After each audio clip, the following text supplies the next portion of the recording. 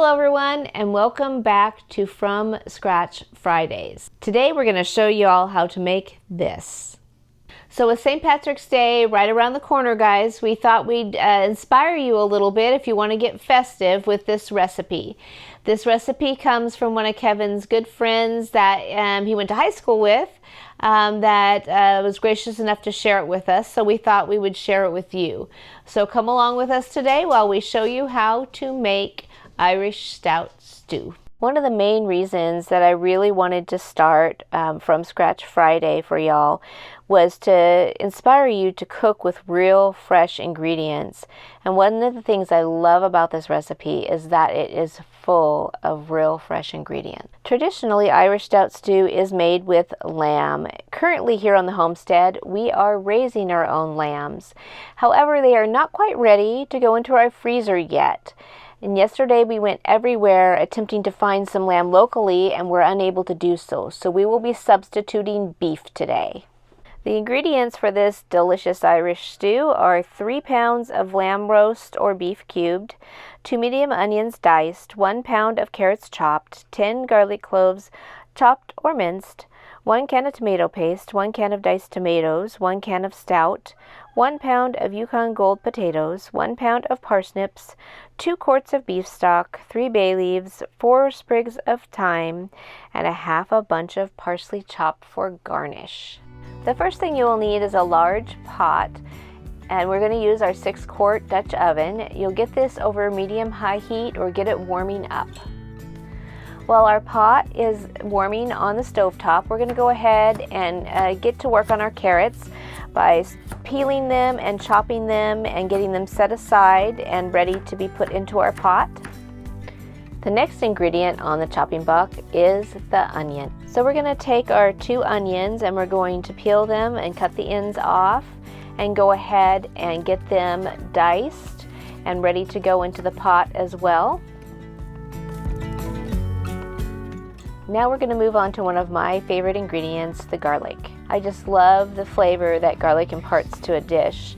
Now we are going to mince our garlic, but feel free to chop it if you prefer that. Moving on, we're going to get ready to braise our meat. We've had our pot heating on the stove, and now we're going to add some oil to it. We're using our favorite oil, tallow, and getting that hot. Once it's hot, we're going to be adding our meat to begin to braise it.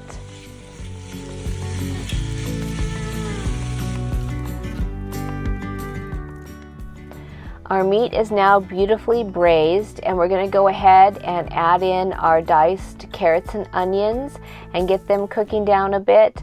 So we want those onions to get a little translucent in color. It will take a little while to get those onions to look a little translucent, and that's okay. Once they get to that color that we're looking for, we're going to go ahead and we'll add in our garlic. Now the garlic we don't want to cook but for a couple of minutes. We don't want to burn it, but we want to let the flavors start to come out of it. So we're going to saute it for 1 to 2 minutes to allow that to occur. Once we've sauteed our garlic for a few minutes, we're going to go ahead and add our tomato paste in.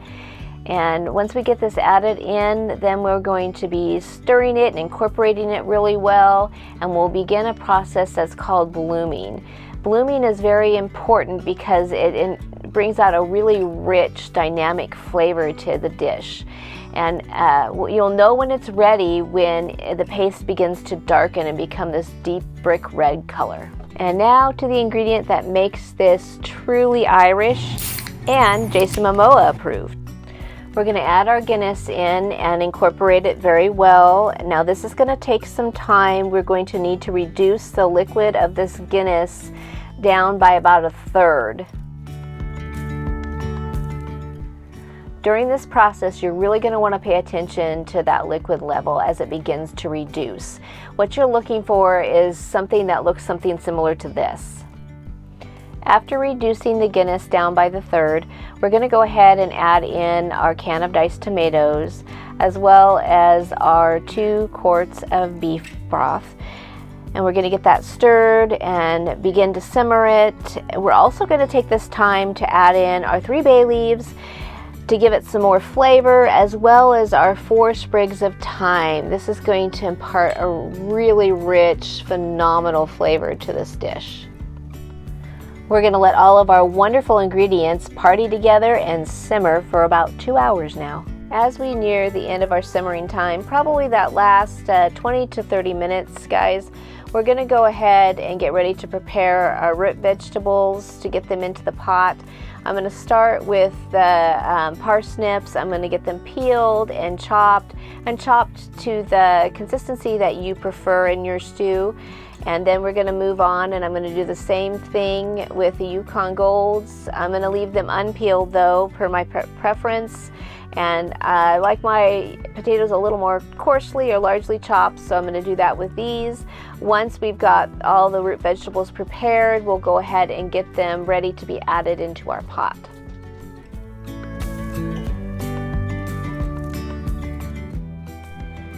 Let's get these last 2 ingredients added into our pot.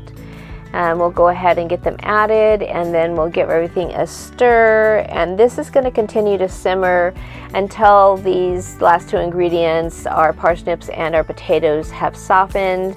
It's going to take anywhere from 30 minutes to 45, give or take, to get this so that everything is nice and soft and just absolutely delicious.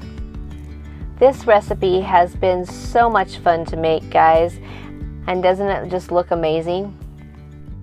So we're going full Irish here for y'all, and I've cooked up a wonderful loaf of Irish soda bread to serve on the side of this, as well as a quintessential pint of Guinness. Thank you for coming along for another episode of From Scratch Fridays. We look forward to catching you on the next one, and we'll see you next time.